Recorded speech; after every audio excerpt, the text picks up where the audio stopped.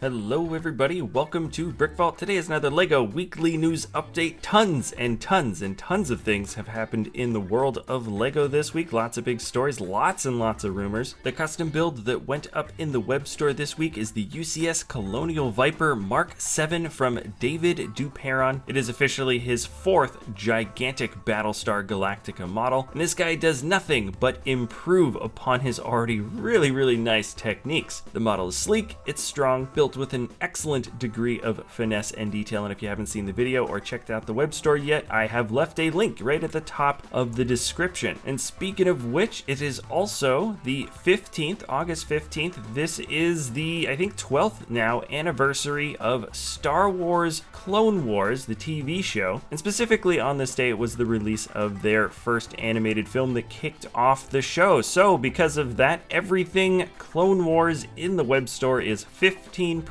off today. We've got tons and tons of minifigure scale Star Wars models. A lot of them are from the Clone Wars era. We're not slowing down in terms of expanding and adding more and more ships to this roster. So if you do have a chance to go check out the Webstore today, www.brickvault.com, any and all support is always greatly appreciated. After rewatching the original animated movie, I gotta say Snips doesn't really get a good nickname. She wasn't particularly snippy in my opinion. Anyways, let's move on. Sticking with Star Wars, you guys may have seen that LEGO is going to be making a holiday special for Disney Plus. For those of you that don't know what the holiday special is, in 1978, before The Empire Strikes Back came out, a terrible thing was released for just television, and many consider it a rather hilarious stain on the Star Wars name pretty early on. The Mandalorian makes reference to the holiday special in episode 1 of the show, referring to Life Day, and it looks like there's going to be an animated LEGO short, or maybe a small animated movie that is going to be exclusive for Disney Plus that celebrates Life Day. So it is going to be sort of like the modernized version of the old school holiday special. Personally, I think this has got a lot of potential for being pretty fun. LEGO has already talked about tying in merchandise to go along with this. Apparently some of the characters from the latest advent calendar are going to be relating to what's going on in the holiday special. There's some stickers that people can already pre-order, and personally I think this is going to have some very interesting creative custom builds inspired from whatever transpires here. I have a feeling they won't be able to mess it up too bad, considering the bar is set very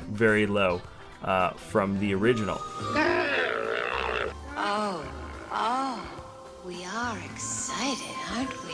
Moving on to LEGO ideas, there were 2 models that got voted in with 10,000 votes of support this week. The Bangladesh National Parliament by JandLEGO got voted in. It's a micro build representing what exactly the Bangladesh National Parliament building looks like. Feels relatively simple, and I'm glad this got voted in just because I looked up pictures of what this building looks like in real life, and it is just a strange looking creation. Anyways, congrats to the builder JandLEGO for getting those 10,000 votes of support, and then Lego Doggo by legotruman got 10,000 votes as well. These are brickhead styled different dog builds, and they're pretty cute little models for sure, and all I have to do is ask the question, how cute are they compared to Zeo Creations doggies? Shameless plug, Zeo has 11 different breeds. You can get the whole bundle or buy them individually. Corgies are by far the most popular, and I'm just gonna assume that's because everybody wants to build Ein from Cowboy Bebop. Congrats to both of the builders for getting 10,000 votes of support. And now let's jump into Harry Potter news. The collectible minifigure Series 2 Harry Potter figs have been found now at stores. Some people have found them at Targets. So now we get to see some of the first pictures. The official images technically weren't released, but they are popping up on shelves, so here we go. In row 1, we've got Harry Potter with the advanced potion making book. Albus Dumbledore has an amazing mold for Fawkes. Hermione Hermione Granger is holding butterbeer. Ron Weasley has butterbeer. And then in the next row, Luna Lovegood has the lion hat, which is so good looking. Grip hook with the sword of Gryffindor. Lily Potter has a small baby Harry Potter. And there's James Potter standing with the photograph. Moving down to the next row, there is Ginny Weasley with chocolate ice cream. Fred Weasley with the Weasley joke box. And George Weasley to round that off with the Marauders map. On the end of the row is my personal favorite fig from the collection, which is Bellatrix Lestrange in her Azkaban prisoner outfit. And then moving all the way down, there is Kingsley Shacklebolt being the most colorful character, really like the robes. Moaning Myrtle, second favorite easily from this collection. Then we get a Professor Pomona Sprout with a Mandrake, and Neville Longbottom with the Monster Book of Monsters. They keep on making better and better Necronomicon molds. I absolutely love it. Groovy.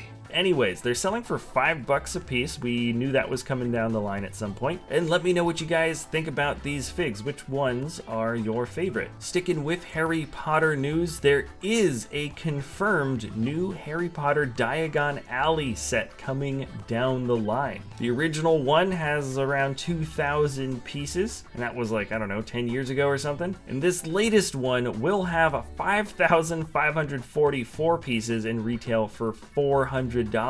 This set is going to include Ollivander's Shop, Flourish and Blots, Weasley's Wizards Wheezes, Scribulous Writing Implements, Quality Quidditch Supplies, Florian Fortescue's Ice Cream Parlor, and the Daily Prophet. So there is a ton of stuff. I have a feeling these buildings might have maybe several floors to each other, and one floor will be one of the stores and another one will be the next, or maybe it's just a bunch of independent buildings all separated out from each other. We don't really know, but either way, this is going to be just like the most epic Harry Potter set of all time. At least that's what I think they're going for. And now let's move on to the rumors. That was confirmed. Now let's move on to the rumors, which there are a ton. Jumping back to Star Wars, on Eurobricks there is a discussion about possibly no more battle packs. Currently only 2 are being sold in stores right now, and according to the rumors, none are being listed for 2021. My guess is that LEGO will still have options. Even if the battle packs are officially canceled, they'll have options for you to get Star Wars figs and build up armies in a way that is hopefully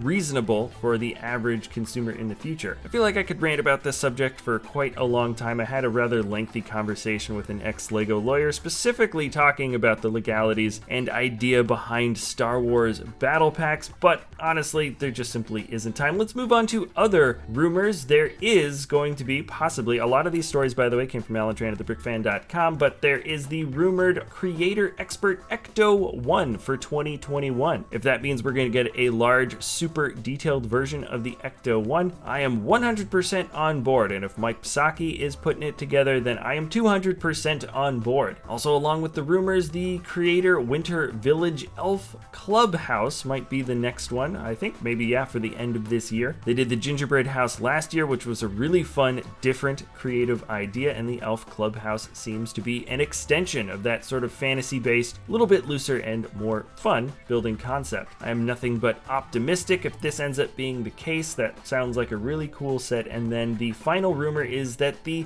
Looney Tunes collectible minifigure series might be coming down the line for 2021. First reported from Brick Fanatics, there have been some talks between LEGO and Warner Brothers, and people are sort of speculating what that could be about. A Looney Tune collectible minifigure series could actually be pretty awesome. I know it certainly would pull on the nostalgia strings for many of the older builders, and the characters in general are fun and very iconic and very recognizable. Anyways, let me know what you guys think about any and all of these stories. There are a lot of things that did happen this week. Remember to check out the Webstore. The UCS Colonial Viper Mark 7 is out, and yes, 15% off today for anything Star Wars Clone Wars. If you enjoy our content, you can always like, subscribe, visit the Webstore, share the video, do whatever you want to do. Thank you so much for hanging out to the very end of this video, and we'll see you next time at BrickVault.